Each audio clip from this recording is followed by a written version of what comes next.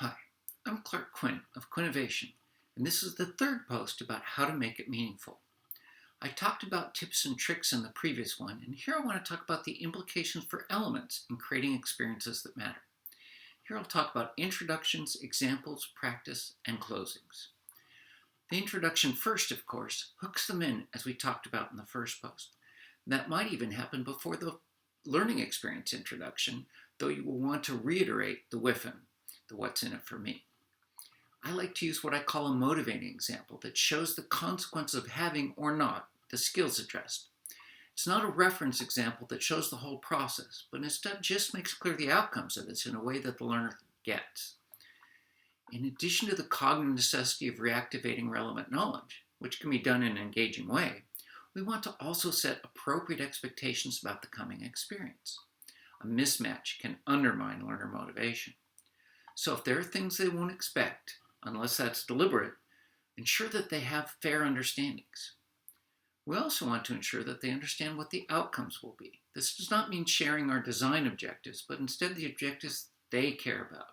Rewrite them as, again, the WIFM that they'll get out of it. The point being that basically we're opening the emotional as well as the cognitive story. Examples are modeling the application of the model, which I'm not covering here, to a context.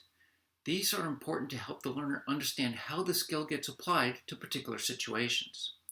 From a cognitive standpoint, there are a number of elements such as showing the thinking and covering an appropriate suite of contexts.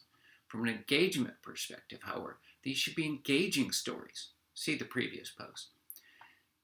There should be a challenge and the struggle of solving, and finally an outcome, including bad ones.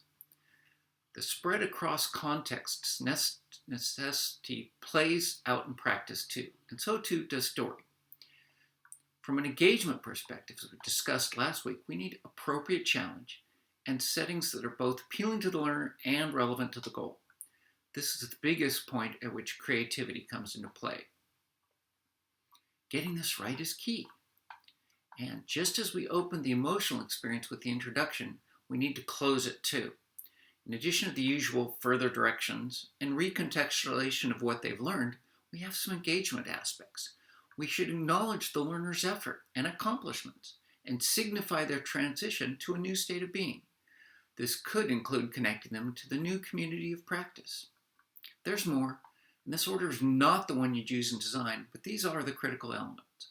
There are more details to this, of course, and if you're interested in the more, I'll encourage you to sign up for the workshop. This is the topic of the third week. Of course, it's a full workshop, so in addition to the content, we'll have live sessions to workshop some ideas and discuss what we've done, and assignments with personal feedback. Hope to see you there. More in my next post.